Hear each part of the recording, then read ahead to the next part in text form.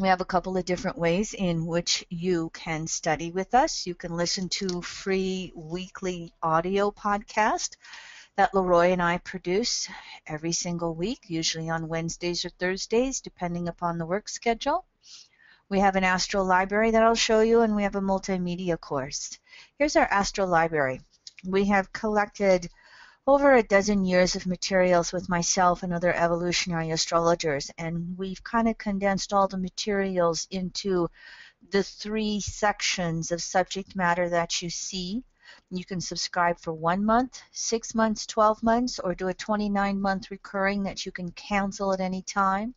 You can do that with each of the sections individually. You can do it with all 3 sections all at once. Here's our multimedia course. We have 3 different segments that we offer right now. You can see the titles on your screen. Each segment comes with study materials binders, DVDs, an original transcript of the first school Jeffrey Green ever taught, the 275 plus hours of audio files and video files, webinar classes, and of course, when you get the actual binders with the DVDs, you can see the DVDs pictured on your screen. And we have a Facebook forum for segments 1 and 2. What we have each of these segments on sale, regularly $300, now they're $250 plus shipping US dollars.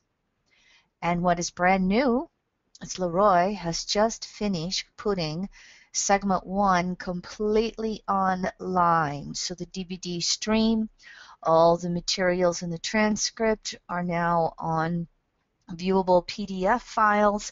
So for those of you who just want to start studying online as we're getting more comfortable with our iPads and tablets and laptops and even our smartphones, all those portable devices that we carry around, we now have that segment completely online for you. And as you can see here, it's $200 US dollars if you'd like to participate in segment 1. Stay tuned. We'll do the same thing with segment 2. It's almost done.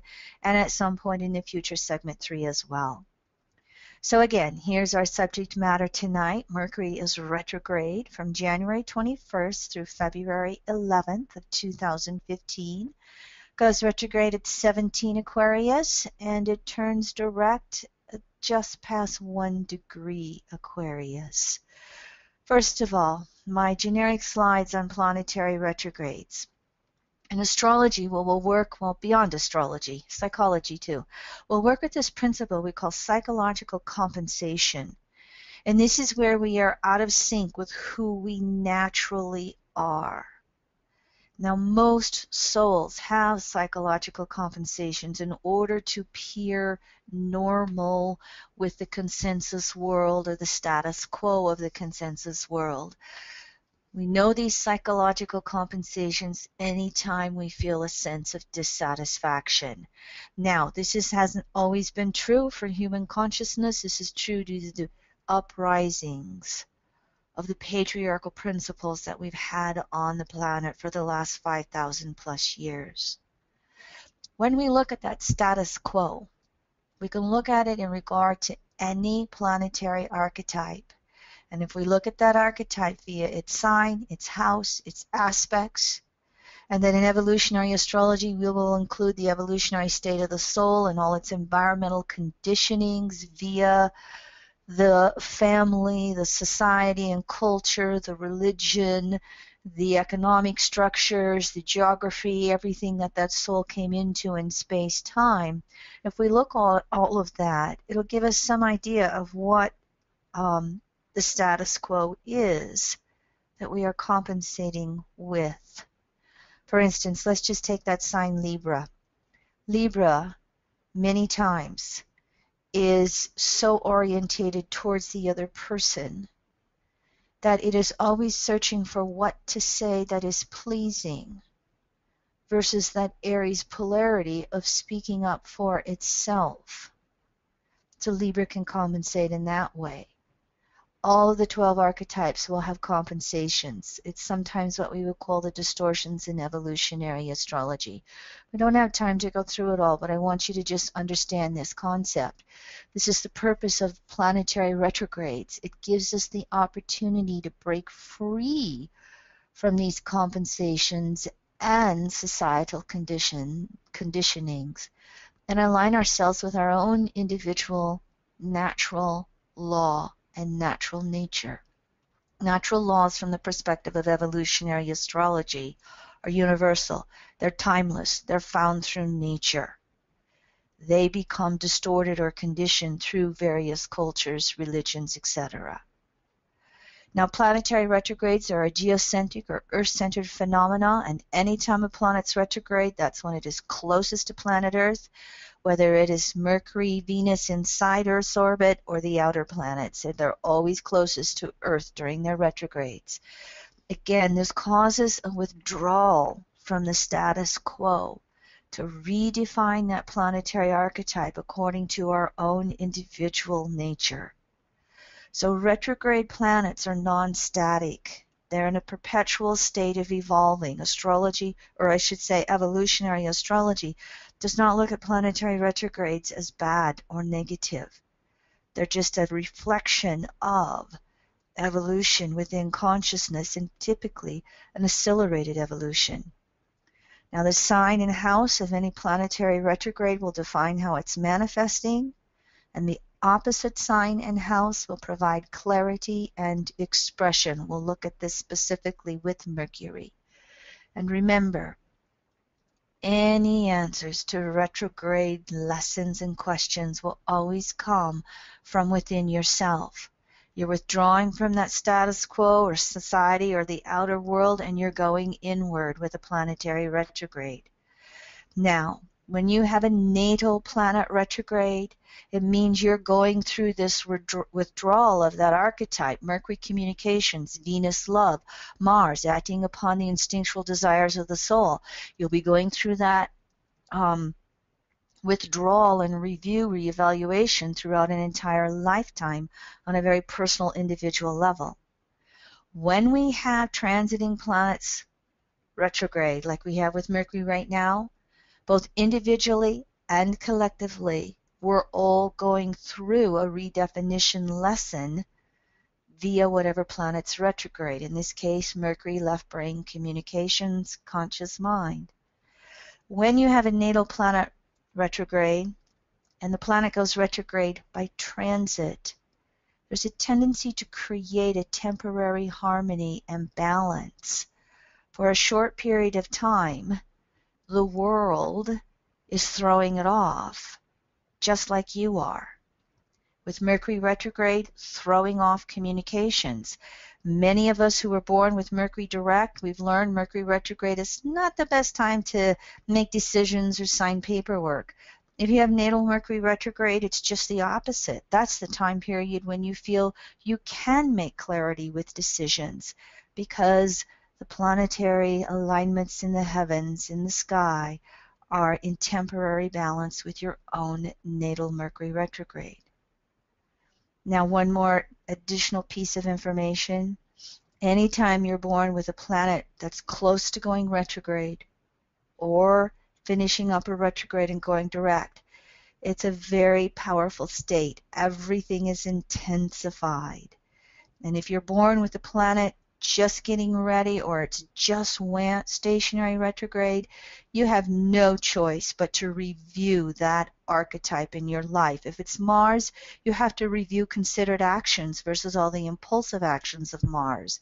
So if you're born with a planet stationary retrograde, it can be hard to move that archetype forward unless you make that effort to really go inward and deeply review, reevaluate, and really consider how you want to operate with that archetype. If you're born with a planet stationary direct, the universe is pushing that archetype forward. If you're born with Jupiter stationary direct, you will be making leaps of growth in this lifetime with your intuition, with your right brain, with your ability to conceptualize broad, abstract understandings. Now here's a little bit of astronomy on Mercury.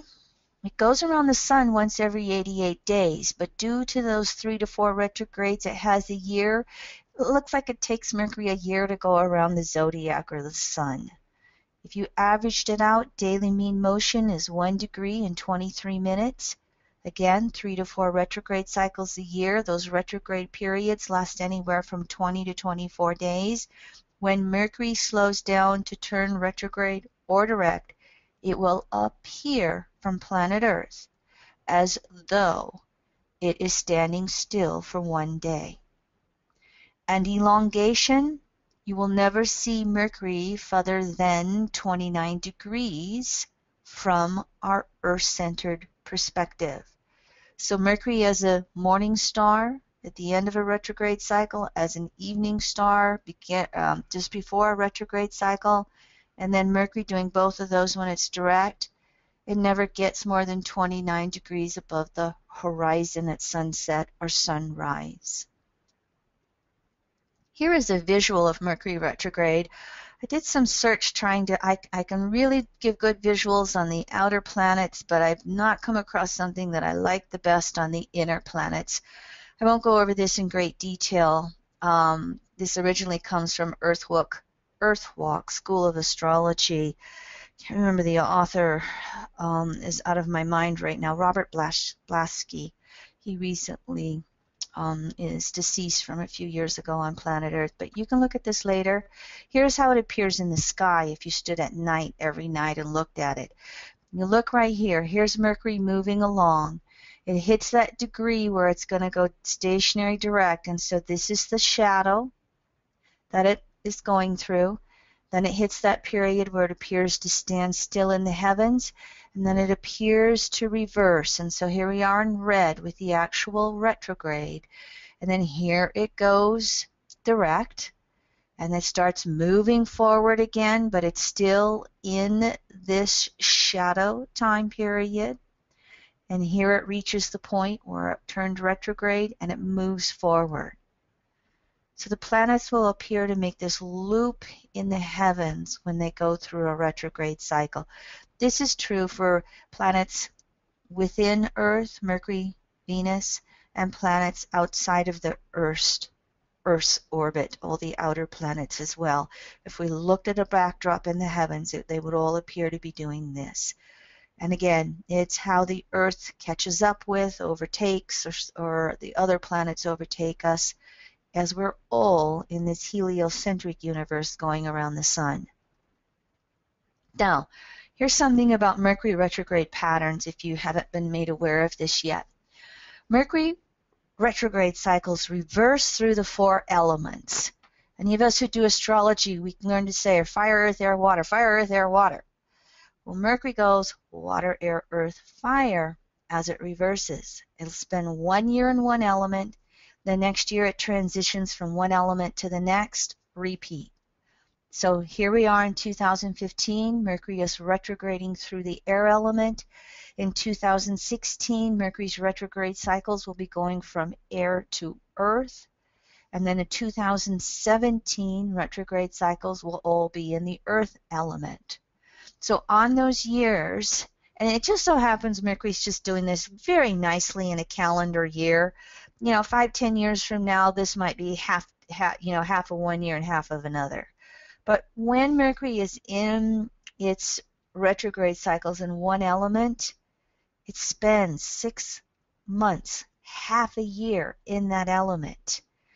In this case, it's going to be Aquarius, Gemini, and Libra as we go through 2015.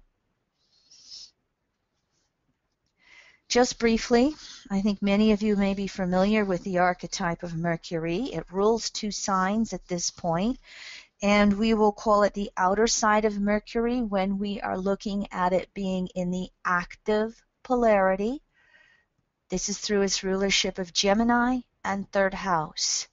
So Gemini in the 3rd house is an archetype of active polarity, mutable modality, and the element of air. Modality is how we take action. The elements is a temperament. And I did a whole series on these that you can find in our webinars if you would care to have a review of this. Would be very helpful if you're a beginning student of astrology to really get polarities, modalities, and elements down. So that outer side of Mercury, well, both the inner and outer, is the archetype of what we call the conscious mind or the left brain in astrology. With the Gemini third house relationship, Mercury is where we want to classify that phenomenal or outer world, where we want to have facts such as 1 + 1 = 2, where we want to apply logic, where we want to give things words so we all have a familiarity in as we are trying to communicate with each other. I'm sitting on a chair, I have a headset on. When I use those words chair and headset, you all know what I'm talking about. This is the the Gemini side of Mercury. So this includes all forms of communication, speaking, writing, and of course in our modern world, this very easily starts to cover all our electronic devices like our computers and our tablets and our smartphones. Leroy and I bought phones today to replace the ones in the office. We've been going through a little bit of electronic self of our own. And I'm working away and he comes home and I go, oh, honey, I just realized we're buying telephones as Mercury's going before, Mercury in its shadow less than a week before it goes direct. Uh-oh, what's going to be our learning curve with these phones? We should have waited 3 weeks. Can't put life on hold, so we'll stay tuned. We'll find out. We've heard these words before about the Gemini side of Mercury: the debater, clever, versatile, twins, excitable, the trickster, adaptable, talkative, argumentative. Mercury in Gemini is where we look for the relativity of truth, that polarity Sag, where we're looking to expose the weakest link in anything. And this is where Mercury Gemini third can be so debating and argumentative, and wherever you are, they're going to find another way to talk around the subject. This shifts a little bit with Mercury's rulership of Virgo in the 6th house. We are passive polarity. We're still mutable modality, but now we've shifted to Earth. Still the archetype of the conscious mind and the left brain. But you notice how Virgo, 6th house, starts to become able to analyze, self-reflect, reasoning capacities, that self-improvement exercise that we all go through. This is, remember, Gemini 3rd house, active polarity, energy moving out from the center. Virgo 6th house, passive polarity, energy moving back to the center. And that's what so much of this talks about, an ability to naturally, we don't need a retrograde, naturally go within and look at self and see where self can make some improvements. Now, via the patriarchal uprisings and conditionings that we've had on planet Earth for so long, evolutionary astrology has observed and correlated, and that's a basic principle of EA: observe, correlate, nothing taken on blind belief. It's a knowledge-based system. We have observed that the archetype of Virgo 6th and its polarity Pisces 12th will relate to sadomasochism. This is guilt linked to atonement, the masochist, and guilt linked to anger, the sadist. Sadomasochism stems directly from human-made conditionings via society, religion, etc. When we deviate from those human-made standards of right, wrong conduct, we're made to feel guilty. And we're guilty naturally because we're imperfect humans, but this has been distorted and expanded upon via what we will call human-made religions. So anytime we have a Mercury retrograde, we have opportunities to throw off this guilt. We have opportunities to atone for it if it's natural. We have opportunities to release anger as well if we make that effort. But this is where Virgo gets critical. Virgo's aware that we're not perfect compared to the Pisces polarity potential for perfection. Virgo can just take it to extremes due to the distortions of human-made conditioning. And when it does this, then the nerves, the worry, and the anxiety, especially on the atonement end, really come through. On the anger end, it's rage. And finally, one of the natural archetypes of Mercury on the Virgo 6th house side is there's a transitioning going on from the first half of the zodiac, Aries through Virgo, to the second half of the zodiac, Libra through Pisces. So this is where we are learning the rest of the world. We're making that transition to the other with Libra coming off of Leo being full of ourselves. When Mercury goes retrograde, this is where we have to release excess thought. Our left brain is saturated. Our mind is saturated. We also naturally do this, Virgo, polarity Pisces, in the dream world as well. But Mercury retrograde gives us an opportunity to do this consciously.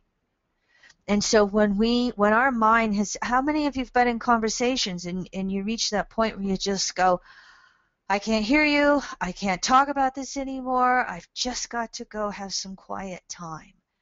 We can do this direct, but when it comes retrograde, we have to do it. It becomes hard for us to be able to process the information that's being presented in front of us. We need more time to think on the ideas in order to make sense of them. We need time to just exhale and let go of old, worn out thought patterns. All of you, just for a moment, just generically, think about the statements, the self-talk that you make in your head, and what are some of the common statements that you say to those who are in your life. They're just second nature. So Mercury retrograde gives you an opportunity to throw that off. Mercury retrograde is a natural time period to go from left brain to right brain, and look at how the mutable quadrant, the mutable modality, is activated here. Gemini points to Sag and its ruler Jupiter, ruler of the right brain, conscious beliefs. Virgo points to Pisces, Neptune, beliefs on the deepest levels possible and the totality of conscious unconsciousness. So Mercury retrograde is naturally going to lead us to that right brain as we let go of this. So we have to learn how to turn inward and quiet our mind. Mercury retrograde is actually a good time to practice meditation. Practice long walks in nature to quiet the brain and allow the intuition to surface. It's a time period where we have to learn to think for ourselves, again, versus those psychological compensations of what society says you should think on any subject. What do you think about it for yourself? And as we talked about here, left brain to right brain, when we quiet down the mind and make the effort, we learn to let the intuition come through first, and then let the logic and facts support the intuition. Because one of the things we know from Pisces is the whole is always greater than the parts that make it up. The biblical phrase by Jesus the human that stated wherever two or more of us are gathered. That synastry starts to take place. So Mercury retrograde, you want to be finding those quiet times in the busyness. And typically, I don't know about you guys, I was born with Mercury direct, but I have Mercury half a degree past the sun, between 1 and 2 degrees Scorpio. I have what you call Mercury combust. And Mercury retrogrades, they do create a lot of work overload for me. I've learned to breathe through them much better than I did 10, 20, 25 years ago. But we all can notice just that busyness. And so find those moments every hour or in the morning or every so often to just go, okay, time to just chill. For me, it's walks outdoors in nature. And we need to have multiple communications until all sides have clarity. I know I said this to you. I'm going to say it one more time. Did you hear what I said? Why don't you repeat back what you think you thought I said? And of course, Mercury retrograde just intensifies the details of life. It forces us to pay attention to that entire electronic technological world. The computer breaks down. We drop a rock on our smartphone. The car won't work. Whatever the things are that are going on. Sometimes I think all of that electronic stuff is to just remind us that perhaps we need to step outside of the busyness of the human world for a bit and just go in nature. And we have to make peace with doing things more than once to integrate the lesson, to evolve, to release. And of course, Mercury retrograde is a good time to do something correctly. I always say this. Leroy's sister-in-law, she's a bank manager, and she's always telling her employees, oh, you have time to do it wrong and then go back and do it again. But you don't have time to do it correctly. So I've kind of been putting that into my Mercurial Mars processes over the last few years, going, okay, Kimmery, take the time. Let's just slow down, clean that little space, do it. Just take the time to do it correctly. I want you to know that all my different email boxes, even though they're not empty, they are reorganized as we move into Mercury retrograde. And of course, finally, this Mercury retrograde, it is just a really good opportunity to get clarity on what is the best course of mental actions for us. You're wanting to change any of that self-talk? Mercury retrograde. You want to implement some new affirmations in your world? Mercury retrograde. Stirring it up enough that you can shift it, change it, evolve it. Here are the actual dates with the Mercury retrograde in Aquarius. And of course, as I look at a Mercury retrograde cycle, I start with the exterior conjunction of the Sun. The last time Mercury overtook the Sun and became a morning star, or became an evening star, and went ahead of it. Sun sets first, then Mercury sets afterwards, because Mercury's ahead in the zodiac, okay?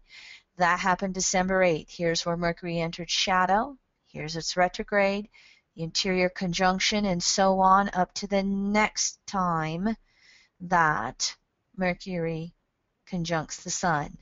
And again, highlighted in blue for you, all planetary retrogrades reach their aha moment or their answers in relationship to the Sun. So Mercury, Venus conjunct the Sun, all the outer planets opposition to the Sun. Again, as you see me whiz through these slides that have dates and degrees on them, you'll have the PDF of all these slides that you can refer to so that you've got them for you. Now, one of the things that we try to do here at EAN is to periodically offer some free webinars.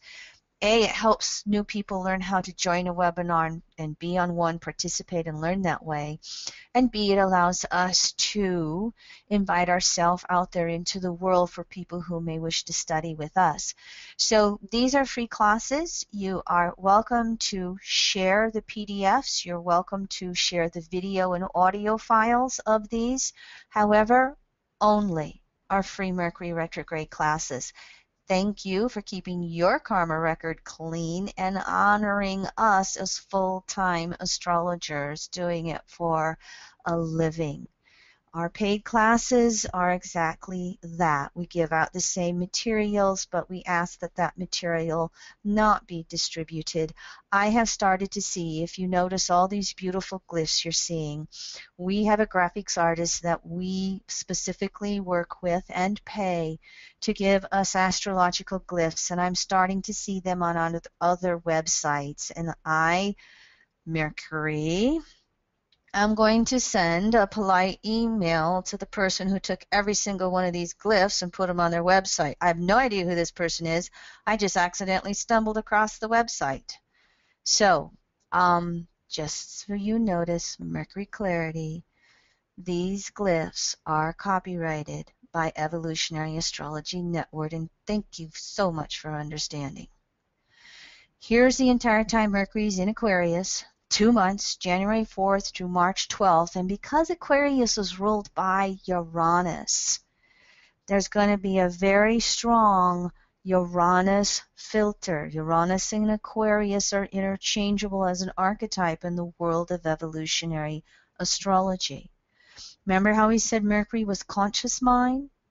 Mercury is the unconscious mind. It is the individuated unconsciousness. I'll explain some more of that to you in the next few slides. So these two are a unique planetary pair in evolutionary astrology. The unconscious mind is always bringing things up to the surface that Mercury then tries to make sense of. Let me show it to you this way. When Mercury's retrograde in Aquarius, the conscious mind turns inward toward the depths of the unconsciousness. And the individuated unconsciousness, which is Uranus Aquarius in the 11th house, contains the past, the suppressed present, and the future. So our unconscious mind with Mercury retrograde in Aquarius is releasing the past from this lifetime, childhood, adolescence, young adults, past lives. All kinds of memories are surfacing. They're not always traumatic memories. Many times they are, because trauma will be suppressed. And when trauma is suppressed, we run around like the chicken with its head cut off. Sorry for being that graphic, but we run around just unconsciously doing these repetitious patterns of actions and thoughts and emotions and beliefs. So Mercury retrograde in Aquarius is going to be so important and such a great opportunity to throw this kind of stuff off. The individuated unconsciousness also includes whatever we suppress in the present. Saturn, individuated consciousness. So whatever Saturn doesn't want to deal with, it will try to just avoid or forget or not pay any attention to. Saturn pushes it down below the surface into the unconscious. Uranus pushes it up. Uranus and Saturn are a great planetary pair together.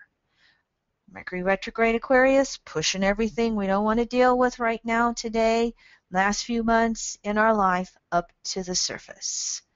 I'll give you an example. For me, I lost a dear, beloved pet about 6 weeks ago, and when I have my quiet times, I really feel the grief moving up, and then I got to get work done. I will kind of push the grief below.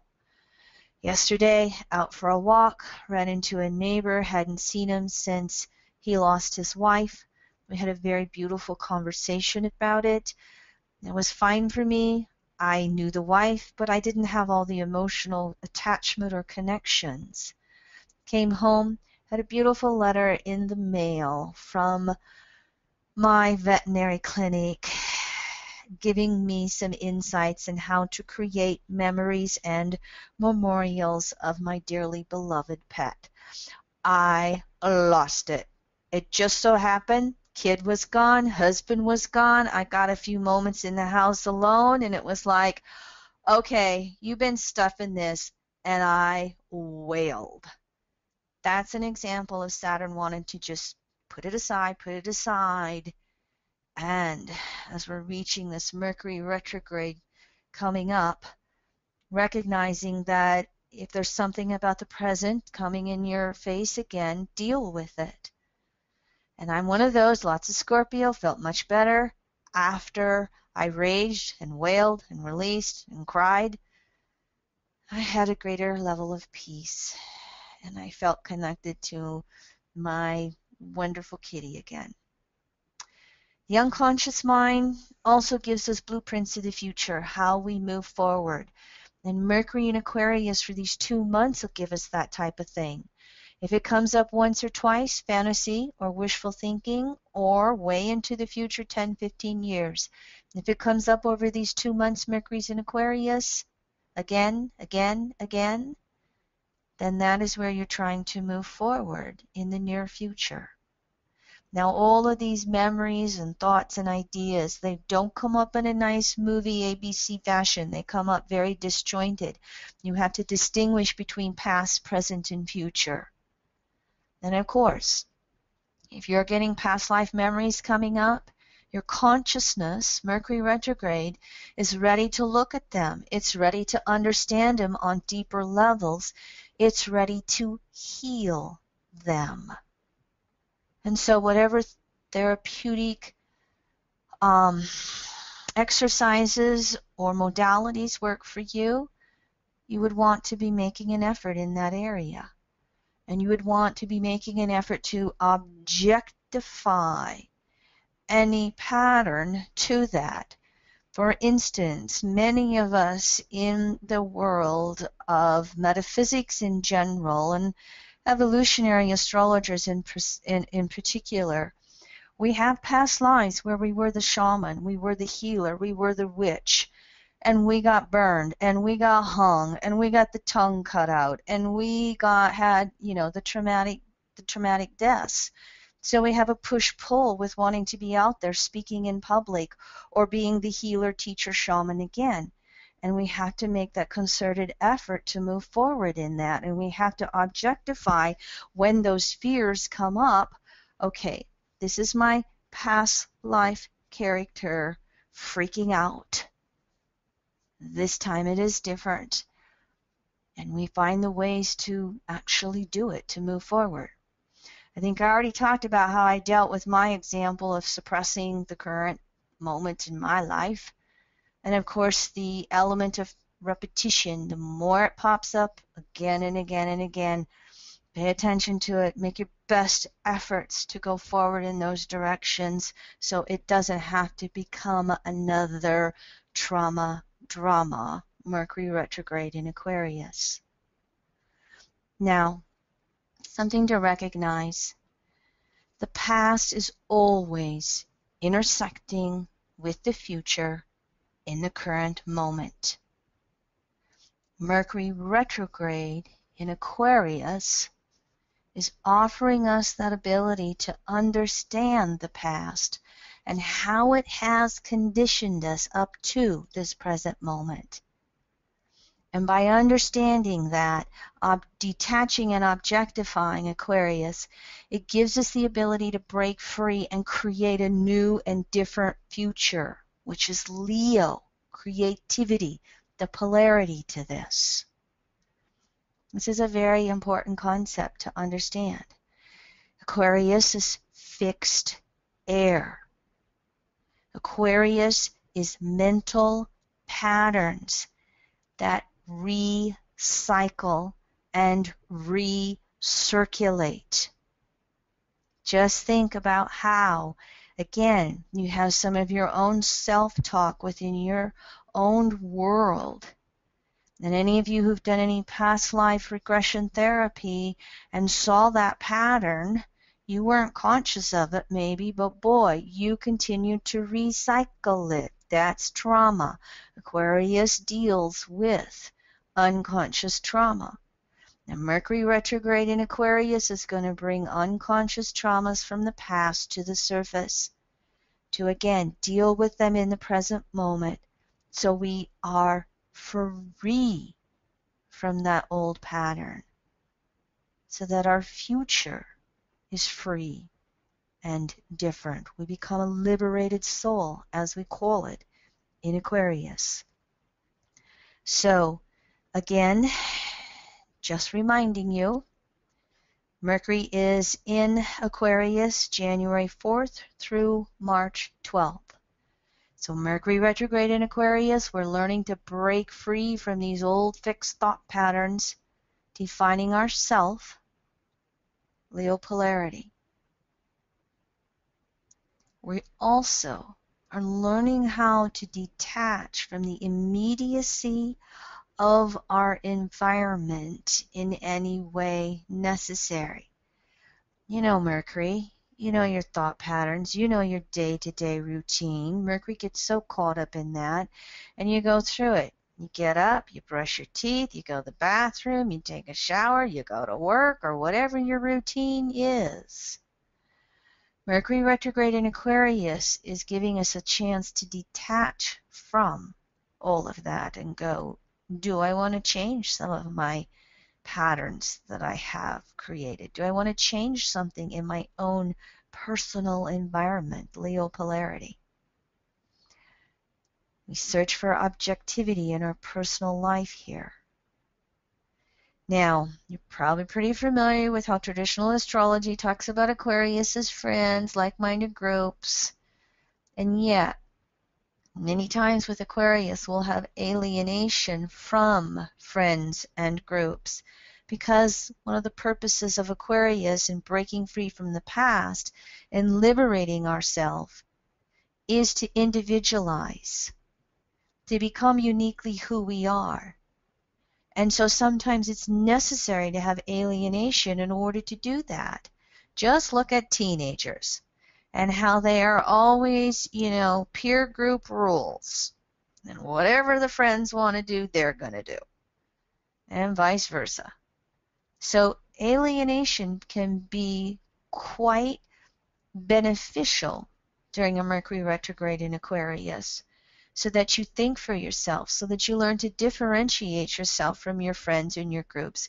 And is this really directions I want to be going? Are these really people that I want to be hanging out with? And I thought I'd put a few things in on distortions when Mercury's retrograde in Aquarius. Of course, it will cover all of the mental illnesses and imbalances and extremes. Hearing voices in our head, which is many times schizophrenia, talking to the imaginary people. You can all think about this. Have you noticed how mental illness has been in the news over the last few years, and in the news more and more recently? In broad levels, I think it is Uranus going into Aries and initiating a brand new 84-year cycle through the zodiac. Back in the 70s and 80s in the United States, and thank you international listeners for allowing me to use U.S. examples. In the 70s and 80s in the United States, I don't remember which decade for sure, the federal government stopped supporting mental illness and they put it back on the states. And so, depending on where you are in any of our states here in the U.S., there is a strong percentage of those in prison who are basically mentally ill. And prison is not the best way to be addressing their needs. And these mentally ill that are not in prison are many times out in the streets. They're the homeless. They are overwhelming their families in an ability to support them. They get their hands on guns. I had a really good quote here recently. All the killings that are going on with guns, whether it's terrorist or whether it is, somebody going into a school and killing children, or whether it's the most recent gentleman who killed the two police cops. I heard it in reference to this in New York City. We don't have it's not a social justice issue, it's a mental illness issue. And I think as Mercury's retrograde here in Aquarius on a collective issue, we're going to see this really talked about in the news. I think we're seeing it talked about in the news right now in regards to what happened a few days ago with the comic magazine, or excuse me, satire magazine over in Paris. And it's bringing up a lot of issues, but if you really could detach from it and see that as we move into the Aquarian age and we have to learn how to have unity and diversity, we are in many, many countries and many, many religions exposing the fundamentalist side of a religion. And many times, no matter what the religion is, that fundamentalist or extremist side of it is going to be where the mental illnesses and imbalances and misunderstandings of souls start to overact. So Aquarius also, because again, it rules friendship, like-mindedness, it rules cultures and tribes. Basically, Aquarius will take groups into three broad areas. There are the rebels, the avant-garde, those that are just trying to break free from the past and be the leaders or really move us forward.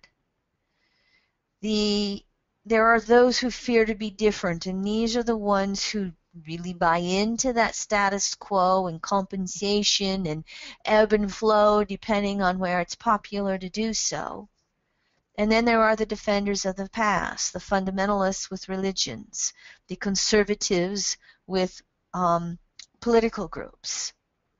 Now, all three of these groups, they have subgroups going to the extremes of individuals who try to defend the past, like our Muslim extremists right now, and those that, just don't fit in any way whatsoever. Sometimes we'll have the avant-gardes go out there and do harmful things because they're trying to shake everybody up and move them forward. All three of these groups are going to face changes with Mercury retrograde in Aquarius, and it'll be interesting to see. Again, we already have what's happened in Paris. We already have the evolution of what's happening with social groups here in the U.S. in regards to the racial profiling with blacks. This stuff is going to be stirred up and worked through in many ways with this Mercury retrograde. Let's see how it turns out. So from redefining individual friendships and groups to all kinds of large groups of people deciding how they want to evolve, they want to change, they want to intermingle.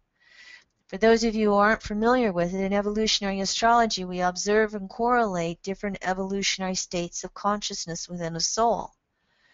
Mainstream, approximately 7 out of 10, is what we call consensus.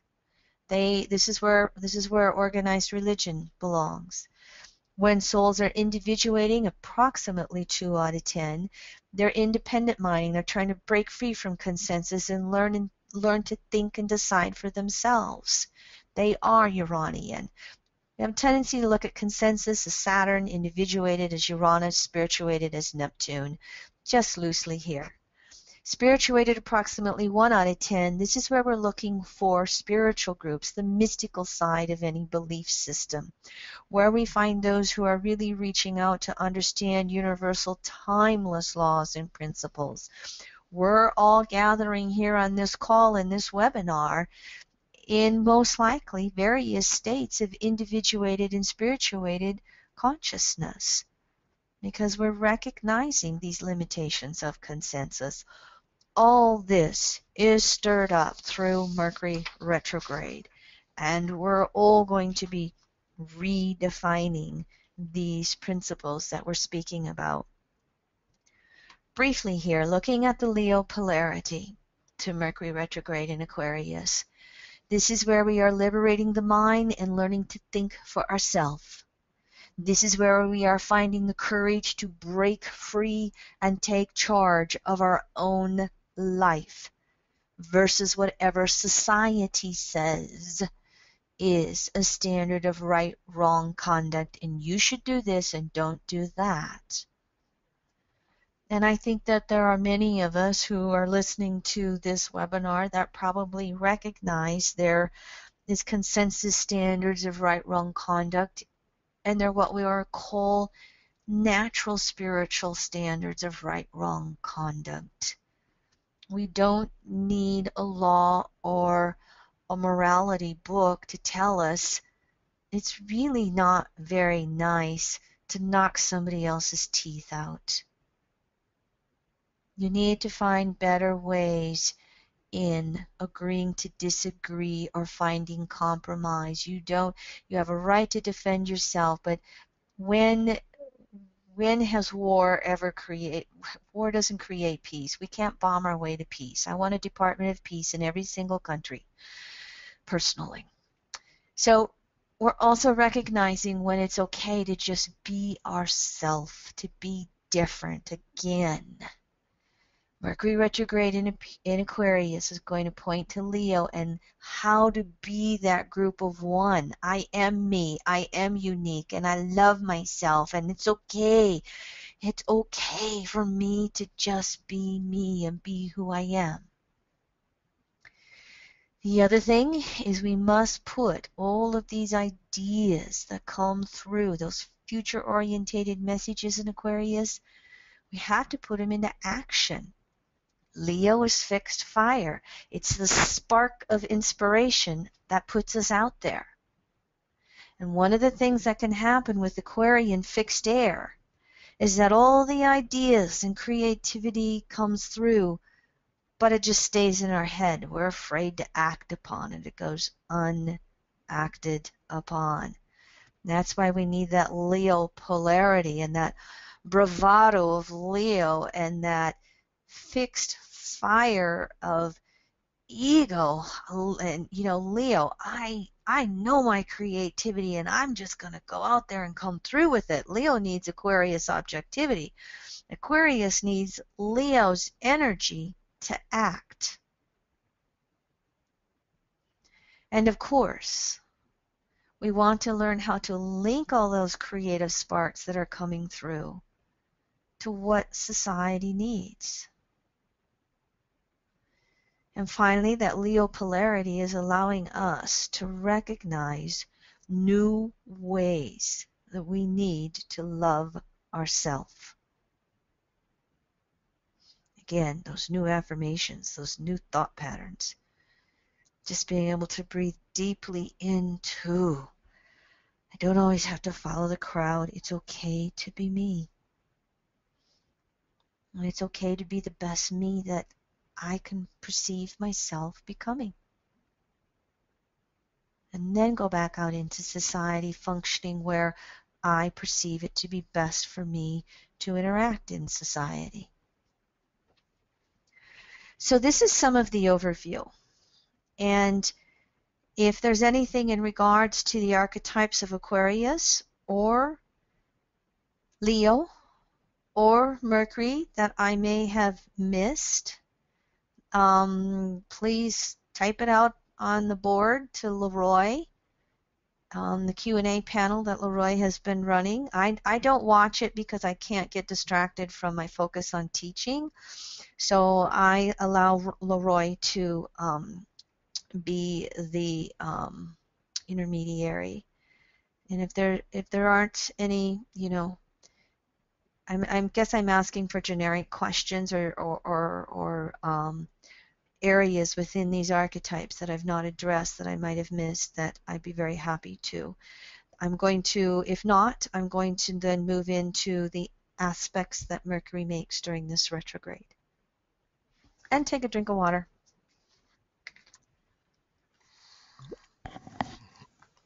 Thanks, Kim. You're covering a lot of information in good fashion, so thank you. We did have a couple of email questions coming in. They're pretty generic. You might want to address. And the first one here is coming from Lucille, who's looking for a used car. Oh, I'm sorry, Lucille. I do not mean to laugh, but Leroy and I are dealing with a 19-year-old teenager, and we have a long car story that goes back, oh gosh, ever since he's been driving. And we finally got the car out of the garage. It's barely running, and he's out searching for a new car. And he's the first house Pluto, okay, an Aries soul. And I very politely said this afternoon, honey, you don't like to pay attention to a lot of astrology, but I have found that one of the areas where really kind of have just figured it out is when Mercury's retrograde. And I says, we're getting ready for a Mercury retrograde, so it might be a great time to look, but it just might not be time to buy one yet. Now, having said that, let me switch to one of my good friends who has natal Mercury retrograde. And I tell you, she finds jobs and she loses jobs during Mercury retrograde. And I think she's going to get another job here as she's been looking right as Mercury is turning to go retrograde. So far be it from me to have judgment over initiating something when Mercury goes retrograde. I myself have done it. Many times I've lived to regret it, but not always. And so if you've got to have a car to get to work, you might not have any choice. If you have the possibility to look and wait as long as you can, at least until Mercury retrogrades back over the sun, which again, hold on a second, I've got it real close, January 30th, about 10:20 Aquarius. If you can wait at least until January 30th or after the second half of the Mercury retrograde, I don't usually see so much consequences of doing things during a Mercury retrograde. I hope that was satisfactory or at least helpful. Alethea also asked a question. You covered it earlier when we opened tonight, I think about the first half hour, but she was born during Mercury retrograde, and she is, I think, Sun in Aquarius, according to her question. So will this Mercury retrograde have any particular or powerful effect? Yeah, it's going to be that much more powerful. It's going to be redoing your whole personality, and depending on whether you have Mercury retrograde in Capricorn, Aquarius, or Pisces, because Mercury can only go one sign on either side of the sun, then that's still going to have its relationship of things being a little bit smoother. Again, if you didn't come in right away on the call, I do address this earlier in the webinar, and I have a slide on it, and I will refer you to that.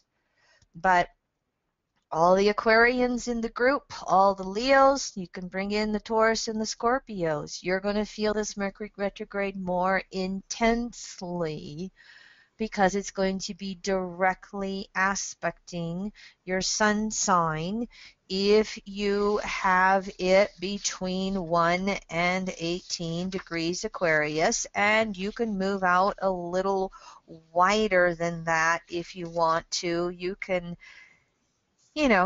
move it out to about 22, well, you can move it from about 27, 28 Capricorn all the way out to 22, 23 degrees Aquarius, and then take the squares and oppositions to that. And yes, it is going to be more intensified. If that's the last question, I want to just segue this into my next point, but I'm checking in with you, Leroy. Well, just one more, and we do have Mercury, Venus, they're conjunct right now in Aquarius, opposing Jupiter and Leo. Everything that you just responded there to sounds like it answers this question about it'll just expand on things and make them a little bit more emphasized. Is that true? Yes. Mm-hmm. Yeah. Wait, I'll show you the charts. Here's what I wanted to say. Here's what gets missed in so much of general astrology. Mercury moves so fast. Mercury, when it's going direct full speed, it'll move through a sign of the zodiac in 2 weeks. And so in 2 weeks, it'll make every aspect it can make to every other planet in some, well, no, that's when it goes around the zodiac like the moon once a month.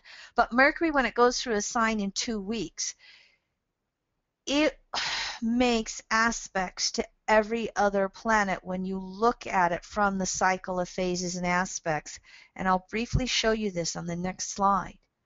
So because it moves so fast, it aspects lots of planets.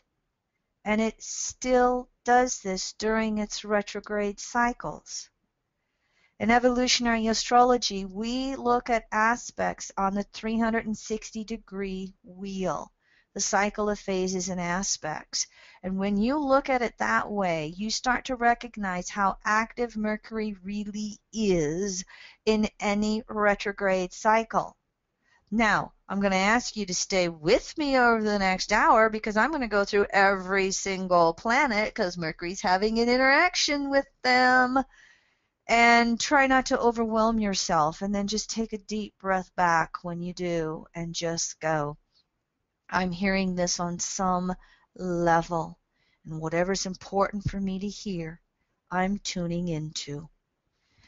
Just again, as another example, this was originally started by Dane Rudier in the Lunation Cycle book, looking at the cycle of the sun and the moon and the 8 phases. You see them listed there. New crescent first quarter, gibbous full disseminating last quarter balsamic. It was expanded upon by Jeffrey Green in his early teachings, and then I made it into a nice pretty little slide. Actually, my graphic artist did. And so you can see here that as you follow around this outer cycle, if we start at 0, each one of these are aspects within one of the 8 phases. So there's a lot of aspects that are going in here, and astrology is very good with conjunctions, oppositions, squares. It's good with trines and sextiles. But I got to tell you, semi-squares and sesquisquadrates, which are squares and a half, they are just as important as a square and an opposition. Because life is always in a continual state of evolution. It is birth, gestation, full bloom, decay, death, to recycle again in a spiral form. And so, because I teach so much astrology, it's like you really need to pay attention to those. Now, I'll admit, because I really don't want to overwhelm you, I'm not including the novilles, I'm not including quintiles or biseptiles. We look at those in natal charts, but Mercury moves so fast, we'd be here for 5 hours if I went to that degree. But I do include the 30-degree dial, which means every time we have 30, 60, 90, 120, 150, etc. And I include these half a squares and squares and a halves. All right. So let me show you. These are all the aspects that Mercury makes during this cycle with this retrograde. Every one of these aspects listed are 3 times, with the exceptions of Venus at the bottom of the screen. Those are 1 time each. I'm going to briefly go through each of these aspects. So this is how active Mercury is. We know this on an intuitive level because just look at the mind. I'm speaking, you're listening, you're checking your emails, you're telling, the kid to be quiet, or you're trying to make dinner while you're listening. We have a mercurial world, especially in the modernized, westernized world. So this is a whole new, this is a real in-depth way of looking at just how full Mercury retrogrades are. Here's the visual. Remember I said that the most important part of any planetary retrograde is when it has a conjunction or opposition to the sun. Here's Mercury's interior conjunction. In other words, it's Sun, Mercury, Earth, Mercury sandwiched between. That's an interior conjunction. When it's direct on the other side of the Earth, that's exterior conjunction. So here's where Mercury is. You can see here that Mercury is, it's close to an opposition with Jupiter. Back to this list, there's only 1 planet missing here, Jupiter. As you glance at this, Mercury's more or less 30 degrees beyond Pluto, semi-sextile. Mercury's 60 degrees beyond Saturn.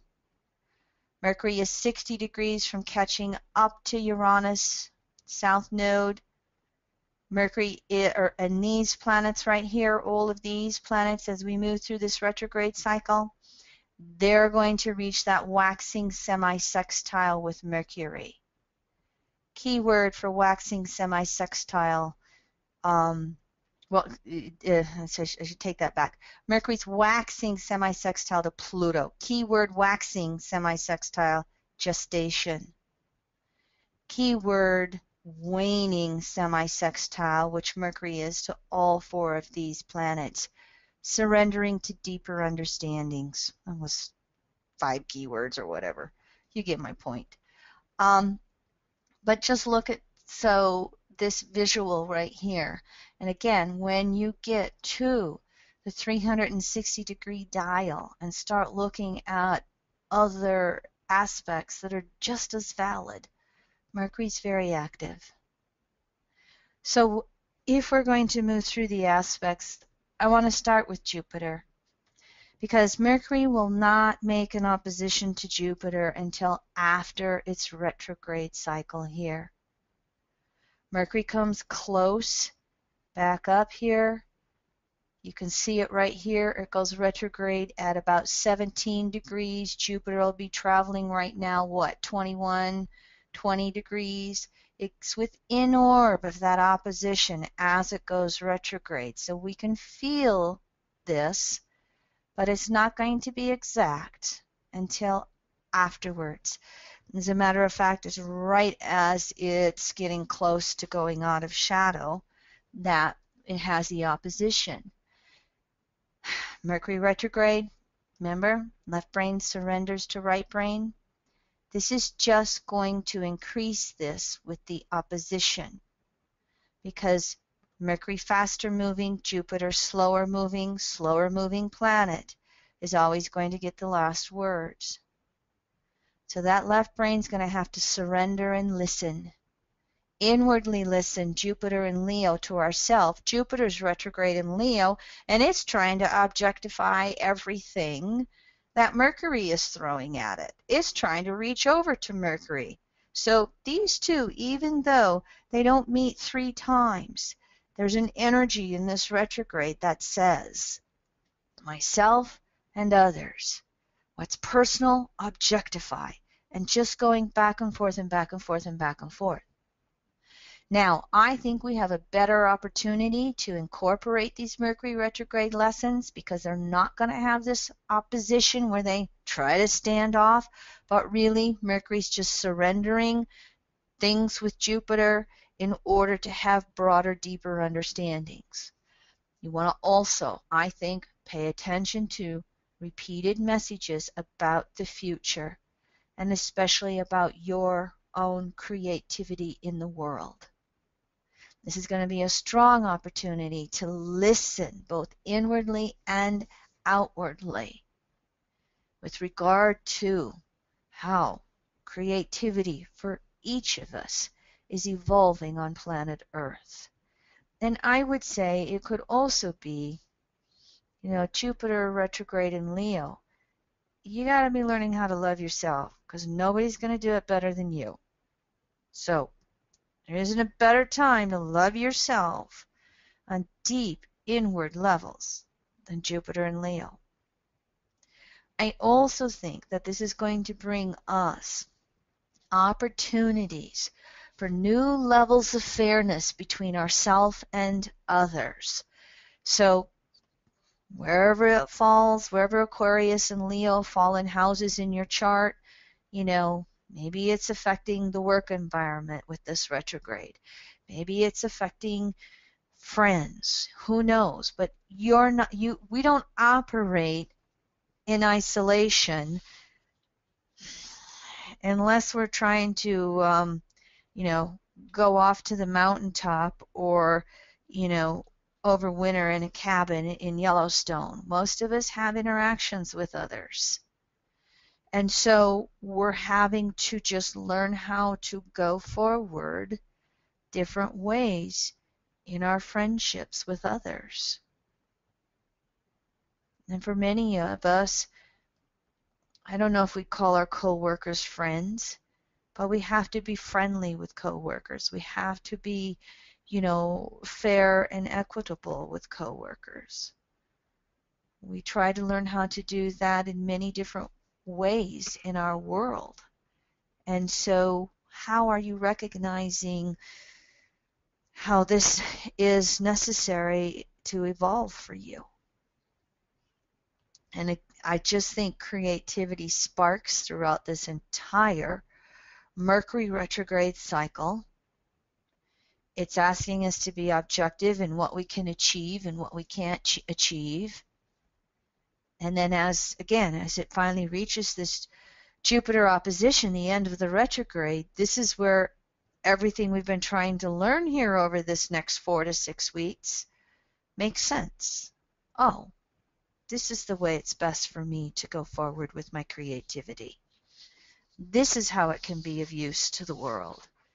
These are the friends that I want to be with, and I do recognize that I have a friendship that's run the end of its course, and it's time to let it go. I mean, we'll get the aha moments as they start to come through with this.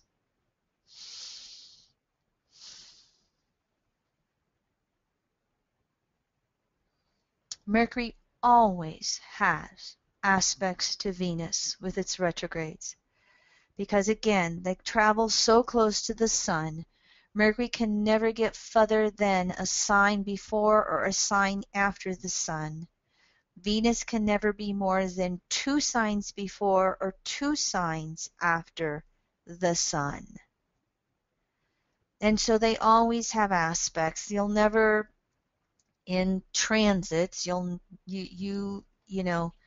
won't see Mercury and Venus make an opposition to each other in a natal chart. They don't get that far away from each other. They range between these semi-sextiles, which are 30 degrees, these sesquisquads or semi-squares, which are 45 degrees. I think they can get 60 degrees apart, but don't take me as gospel right there. I'm not remembering that left brain detail right now.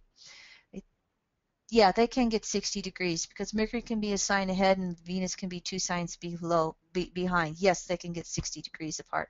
They might be able to get to the 72-degree quintile. But here what we're dealing with is the conscious mind and its value system. And from our values comes our needs. And when Mercury is behind Venus, okay, remember, Venus is already in Aquarius ahead of it, getting ready to move into Pisces. Remember, right here?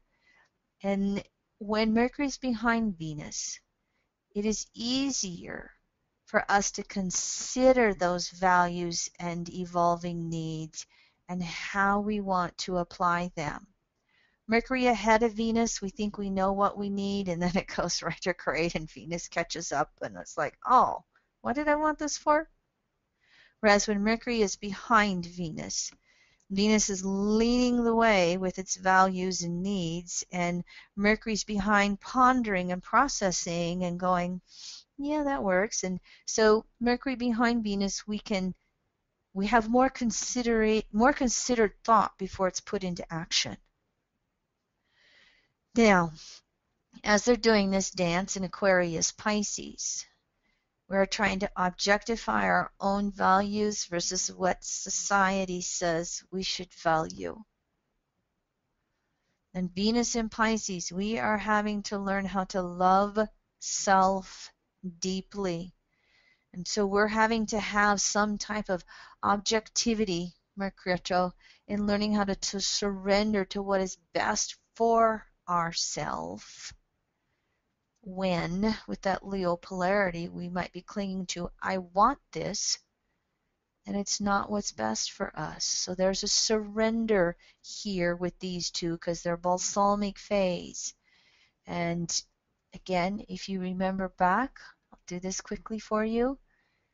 Balsamic phase, this is Mercury to Venus. Okay? And when it's balsamic phase, we've got to surrender to spirit. We've got to surrender to what is highest and best for all. We also must make amends with any unfinished karma when we go through this balsamic phase, which is a yin phase, energy moving inward. And so, in this case, this is how Mercury's having this relationship to Venus.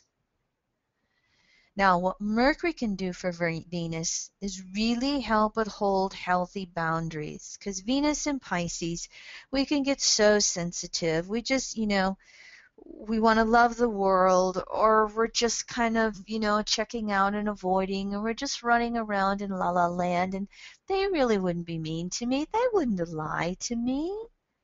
And Mercury retrograde in Aquarius is going, you want to bet?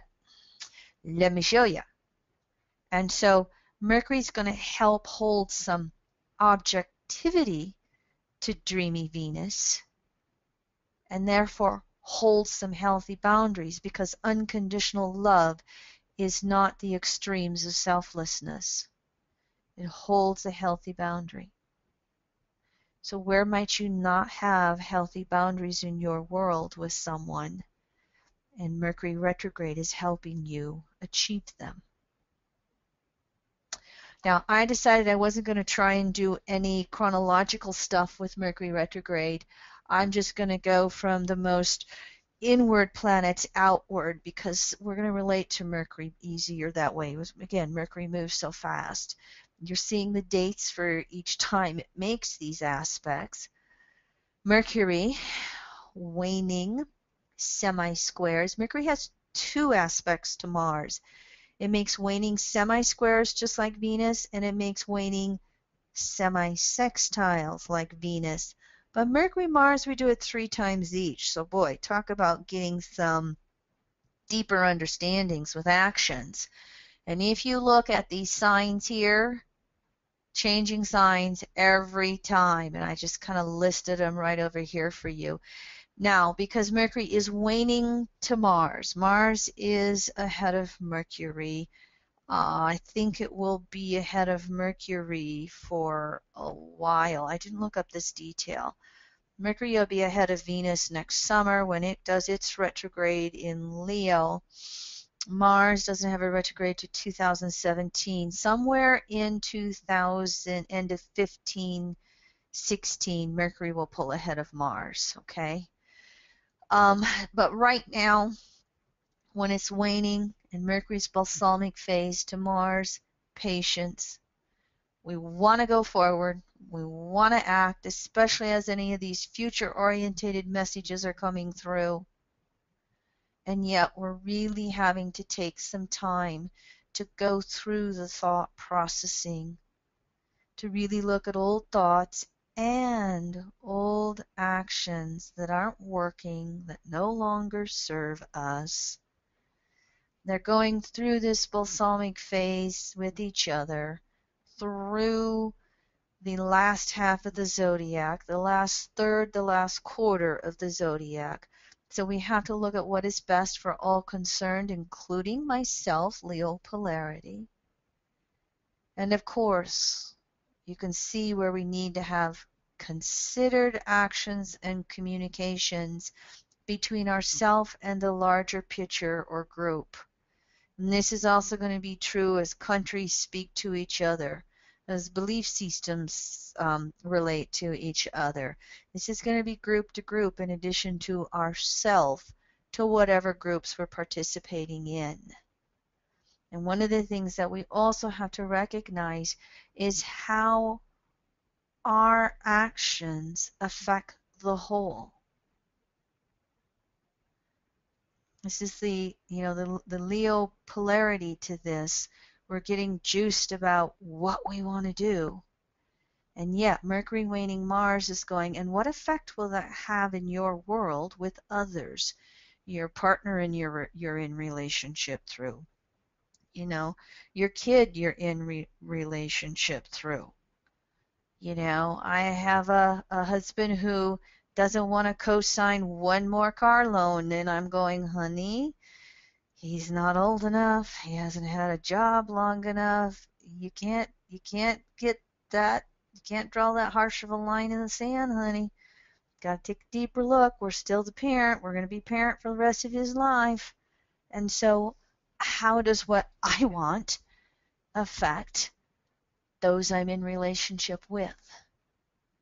Now, because the winning semi-square is half a square, there's tension. There's tension with these aspects. We want to bust out, and yet going to balsamic phase, energy moving inward, again, slow down, think, consider. Now, when Mercury moves on and makes all these waning semi-sextiles, just 30 degrees from Mars, still balsamic phase, it's still more of the above.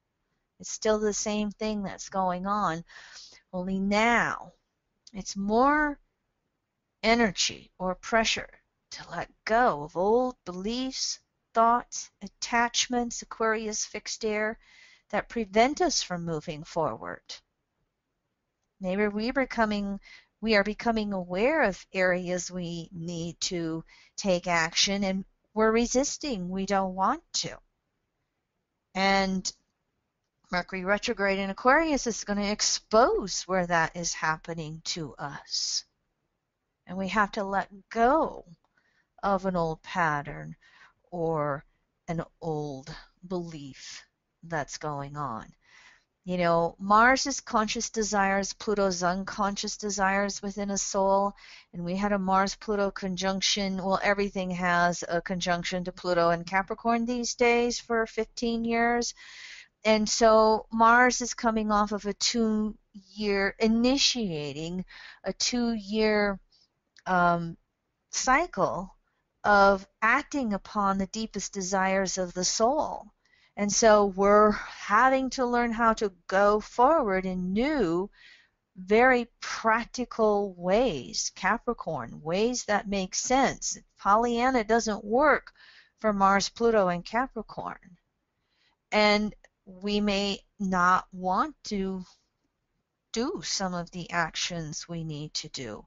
We, may have a responsibility around our job, or we may have some responsibility with elderly parents that we are resisting doing anything about. And so we're having to let go of perhaps the old thought that it's not my job, it's not my responsibility. Oh, maybe it is.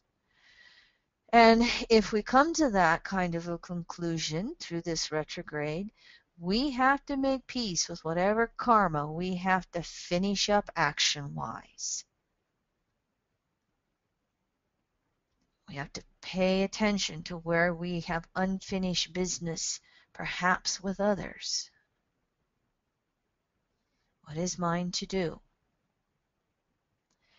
At the same time, you pay attention to future-orientated messages of how you need to be acting, how you need to be going forward. And when Mercury goes direct and then catches up with Mars, everything we've been learning over this retrograde cycle, boom, Mercury will be able to go forward with that. And I know somebody out there is going to want to know that date, so hold on here, and I should be able to find this fairly fast for you as I move through. Okay, hold on one more month and I'm going to be able to find this date for you. April 22nd, Mercury will overtake Mars at 16 Taurus. April 22nd, 16 Taurus. So whatever you're having to slow down and ponder through now, it will feel like it starts to have traction and go somewhere or really manifest, Taurus, when Mercury catches up with Mars. I got to take another drink before we move on to Saturn.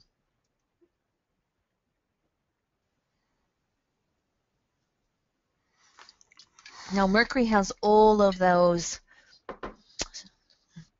Do you need something, Leroy? No, I was just prepared to cover for you there for a bit. Thank you. Thank you, honey. Now, Mercury, as you can see, again, it had such surrendering aspects with Venus, Mars, and we'll see Chiron and Neptune and Uranus. Mercury is waxing to Saturn and Pluto. And Mercury has 3 waxing sextiles to Saturn and Sag. So here's where we can feel like we're moving forward in some ways of our lives. And how? Responsibility, self-responsibility. That part of Aquarius that deals with what we suppress in the moment. And Saturn always wants to keep a lid on the past because it just really wants to be secure, doesn't want anything rocking the boat. This is where Mercury in Aquarius can break free from it, can have a little objectivity, can see where we have any limitations to our self-definition, Saturn. And self-definition can include that Leo polarity. Wait a minute, I've been structuring myself this way for a while. I've been so conditioned by family, by society, by whatever, and it's really not me. And so this is one of the little teaching details I always loved about from Jeffrey Green, and I've never seen it in a book, let alone the fact that all he did was say it verbally. With any 2 planets, decisions made at a waxing sextile, that's crescent phase, okay? Decisions made at a waxing sextile will have consequences through the rest of the cycle between those 2 planets. It's the 60-degree mark. So this is a major opportunity for being able to break free from Saturnian conditionings in your world, to heal those past life memories, to heal anything from childhood, to really be who you are. And this is a great opportunity for moving forward and taking responsibility for yourself and wherever your situation in life is. All those Piscean planets of Venus and Mars and Chiron, Neptune, we got to be careful of victimization here and re-victimizing if Mercury Aquarius brings us any trauma. Objectify it. Move through it. Don't let it re-stick you, keep you stuck. So be responsible for wherever your world is right now. Be honest and objective with yourself for it. That's one of the ways that you can break free. And I do think that there can be intuitive messages between Mercury and Saturn. Saturn's in Sag, for Pete's sake, for the next 2 years, and Saturn's just in those first few degrees of Sagittarius. There's going to be, we're all getting intuitive messages right now in consciousness. Saturn, structure of consciousness, individuated consciousness. Saturn's going to go through some intuition. And so Mercury can be the receiver, the beneficiary of that, and it can be very objective about it. And again, it can be part of this element of moving forward. And how, as I receive all these intuitive messages, how do I move forward in a very logical, step-by-step motion, Mercury-Saturn? Is stuff making sense? You're recognizing how active Mercury is? Oh, back to Chiron, back to Pisces. So Mercury makes the waning semi-sextiles. It's 30 degrees from Chiron. So we've got to be looking for objectivity around any sense of victimization. Again, Mercury in Aquarius, who knows? With the polarity Leo, someone could have the lover who says, I don't love you anymore, goodbye, and off and at 'em. With Leo, there could be the love triangles. There could be mercurial shocks waking us up with a Mercury retrograde in Aquarius. And when we have what we call a shocking event or a traumatic event, It's extremely important how we deal with it in the moment. Is it going to be something we suppress and it settles into unconsciousness that we have to recycle? Or can we make the best effort possible to understand what's going on as deeply as we can, so that we can learn whatever we need to from that situation and go on? Anytime we have rejection in love, it's an opportunity to love ourselves better. And so there is a detaching that needs to come through with these aspects Mercury has with Chiron. And as we detach, then make the best effort to process, to heal, to learn, to grow, to reach for that unconditional love with source energy, balsamic phase here in these aspects. I also think that with these Chiron aspects, we're going to have an opportunity to recognize how words hurt, how words we say in the heat of the moment or in our mercurial cycling around, the effect it has on others. And it'll be vice versa too. Realizing how others' words affect us and hurt us. And when this is going on, can we hear beyond the words to the deeper meanings and the deeper understandings? We might pick up on, in a communication with someone, a past life patterning that they're running. Can we communicate that? Can we bring it to healing for both of us? Again, these things that go both directions.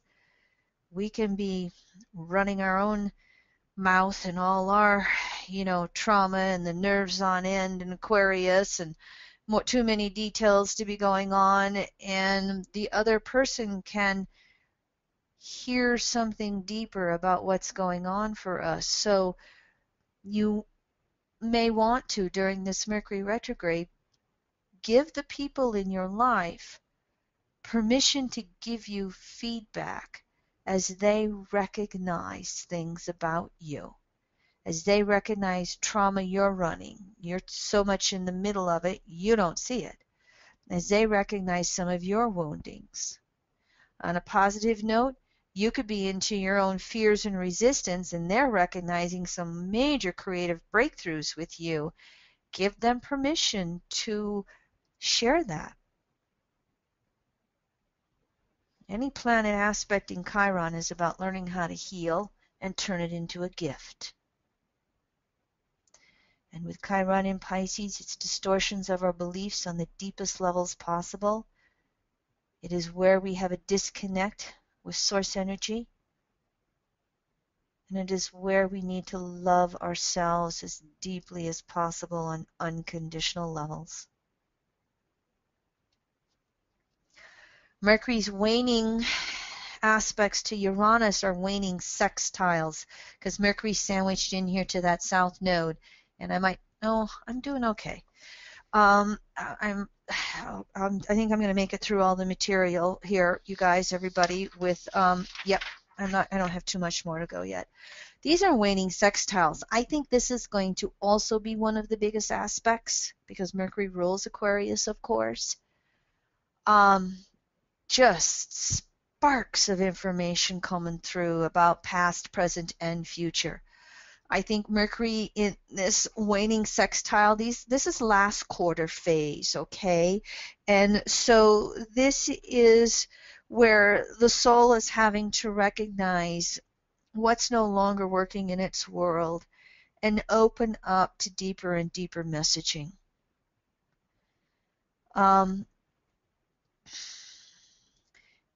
There's so much about the past that I think can be coming through. And if we make the effort, sextiles are half a trine. Easy effort, easy resist with sextiles and trines. so we can resist these ideas and messages and memories that are coming through. What we really want to do is open up to them, to really understand it, objectify it, so we can let it go and not carry it around as baggage anymore. And of course, can we detach from the present moment and gain clarity on all our fixed patterns? Mercury in Aquarius, thoughts. Uranus in Aries, actions. You see what I've got here, past, present, and future again with Aquarius. I do think these are going to be some of the nicest aspects. You might want to pay attention to these dates. You notice the first date's pretty close, huh? And as you are, then, there's some big ahas that are coming through. Perhaps there's been a couple of ahas from this webinar. But pay attention to those rest of those dates and just make that effort to ask questions, to listen, to hear, to, ponder within yourself. And of course, those intuitive, repetitious messages about the future. And as you can see, what I've said here, I just think these two aspects give us potential for evolutionary leaps of growth. If we make the past conscious, process, let it go, deal with the moment, we're free to move forward. Mercury, waning semi-sextile to Neptune, just like Chiron. This is going to be pretty similar. Learning to love ourselves as deeply as we can, learning to love another just as well, listening to very deep, subtle messages. As Venus moves into Pisces, Mars is in Pisces, there are going to be a little more conscious triggers to the deeper messages. They might be the messenger to Chiron and Neptune.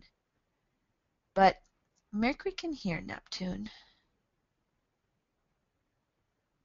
Now, I think that this also has us tapping in on some of the deepest collectives possible, because again, Neptune's the collective conscious unconsciousness, or the totality of consciousness in every level. Neptune in evolutionary astrology is how we tap in to universal source. In our natal chart, it describes how we are doing it personally. As transiting Neptune moves through its own sign, there's so much about the planet and the world that's not working anymore. We're going to stick our head in the sand. We're going to deny it. We're going to go off the deep end into victimization again, and there's nothing we can do. Here's where Mercury can get some inspiration with Neptune. What would happen if everybody on planet Earth prayed for the wounded souls?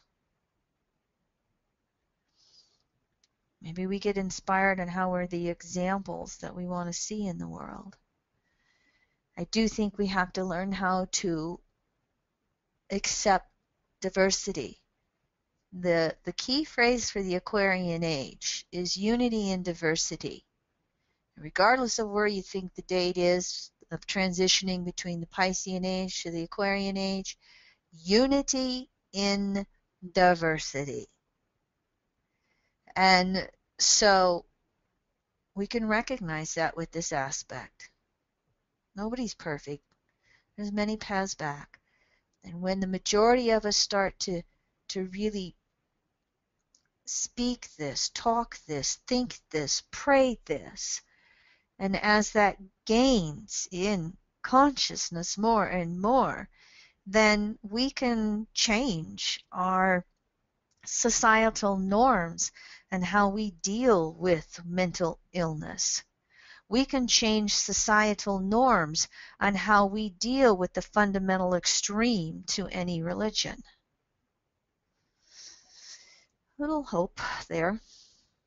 Finally, Mercury is waxing to, well, second to last, sorry. Third to last, sorry. Mercury waxing Pluto. This will be similar to Saturn because Mercury is in Saturn's sign, Capricorn. But this is a semi-sextile. It's only 30 degrees away. So this is where I said the gestation with a waxing sextile. It's still new phase. This is where we can become aware of the evolving desire nature within our soul. What we want to be looking out for is where we're having a tendency to cling to the past. Pluto in Capricorn wants security at all costs. And of course, good old Pluto, blows it apart whenever necessary, whenever it's not real. And so, where is this happening for you? Can you see where you're not wanting to move forward? Can you look at that? Can you detach? Can you say, show me the best path for my soul? Can I be objective about what I can achieve? Show me how to be responsible for what's currently happening in my life. This is where, search for new ways of how to take charge of your life. Leo polarity. Mercury can have the thoughts come through in Aquarius.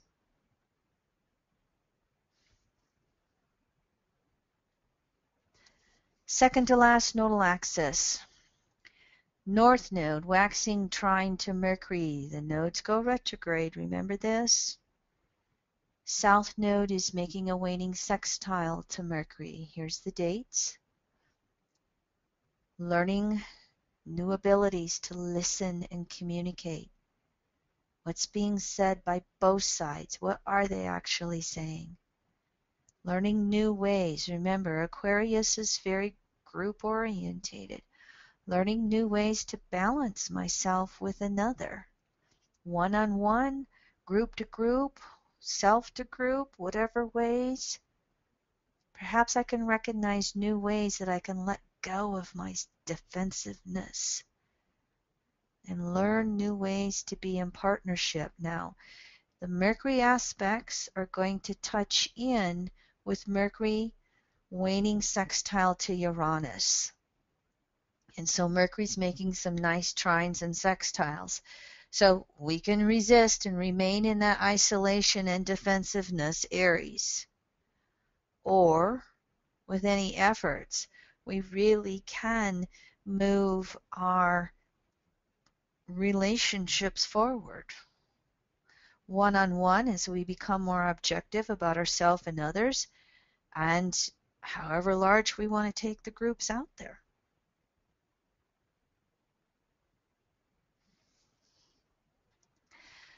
There is a full moon during Mercury retrograde. I didn't forget the moon. Moon travels fast, and you'd really get tired if I went into Mercury moon aspects. But we do have a full moon on February 3rd. Remember, the interior conjunction was January 30th at about 10 degrees Aquarius. We have that full moon on February 3rd, and Moon will be close to Jupiter again, so back to what we talked about way at the beginning. This is where we have to watch in its distortions of really fighting with each other, seeing more, terrorist attacks, seeing more wounded, isolated people going off the deep end and doing cruel things. If you will notice all the way through this, we still have Pluto square the nodes and Uranus conjunct the south node. I did a webinar on that if you're interested in more detail. So all souls are vacillating between me and you, myself and others on whatever level. Uranus is uncovering all kinds of woundedness that we have around ourselves. What we want to be doing with Mercury is objectifying it as much as possible and reaching over to love ourselves? Can we really open up to new ways of loving ourselves and loving others? Can we open up to understanding new ways on how we all have to learn how to get along, play in the same sandbox? In essence, I might not be touching in upon everything, but those are the aspects of Mercury. So now, if you haven't known this before, you maybe perhaps are understanding just how active Mercury retrogrades are. By the way, at the end of this webinar, I list all of these Mercury aspects in chronological order, so you'll have them Monday through Tuesday, Wednesday, Thursday, if you want to go through them that way. And I thought I'd put this out. Zazzle.com. You can buy the t-shirt if you'd like. So just in case any of you Aquarians are having a tough Mercury retrograde, you can go ahead and get the t-shirt. They have all kinds of stuff. I've been starting to see this as I've been searching for things on the internet and looking at that. Finally, to bring this all together with this Mercury retrograde in Aquarius, these are the questions you can be asking. How do I objectify and understand my past? How do I become present in the moment? How do I find the courage to create the future that is highest and best for my soul? If you want to, print this slide off from the PDFs. And these are the questions you can ask yourself every day throughout Mercury retrograde and from shadow to shadow.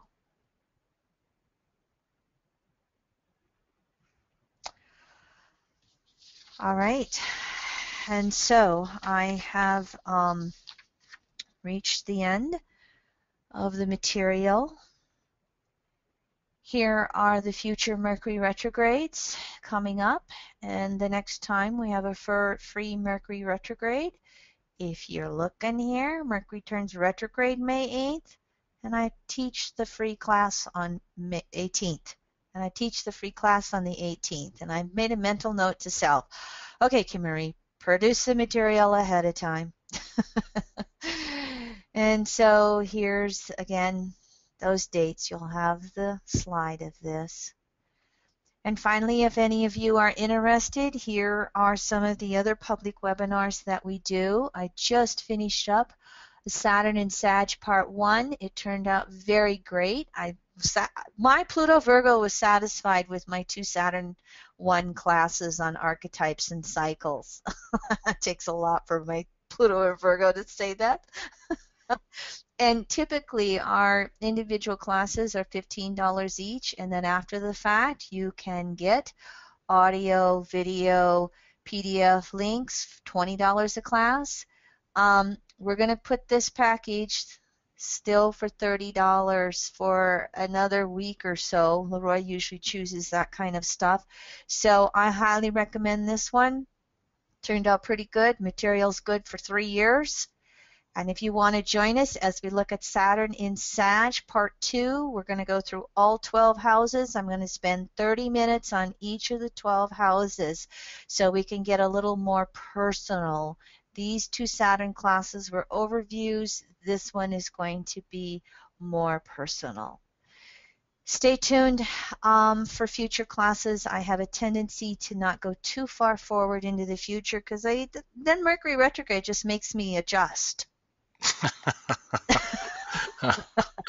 By the way, I did reprice the Saturn and Sag archetypes and cycles duo. It's 2 PDFs you'll get immediately upon checkout for $30 on the website, and that we'll make that good through the end of the month. All right. Thank you, honey. So just so that I'm getting these in here, okay, on the webinar as well, This is the detail of all the Mercury aspects we've spoken about, from one exterior conjunction through the start of the shadow into retrograde, into the interior conjunction or highlight of the retrograde cycle, and then continuing on, finishing up through the retrograde, finishing up the shadow, moving into the next interior conjunction.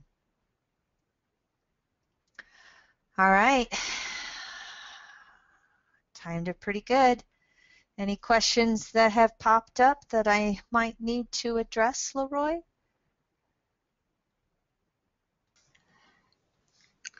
No, just Lisa and Tonya, all giving you big kudos and thank you. We answered some questions on the board all the way throughout and clarified some things. So I think it's been a really good call, and we appreciate the turnout, everybody. Yes, I do appreciate that, everyone. Thank you very much. I've been doing these webinars for a little over a year, and for the most part, I think I'm really starting to get into the flow of them, and so do hope that you have very much enjoyed them, and wish you all well on the journey to the core of your soul with evolution.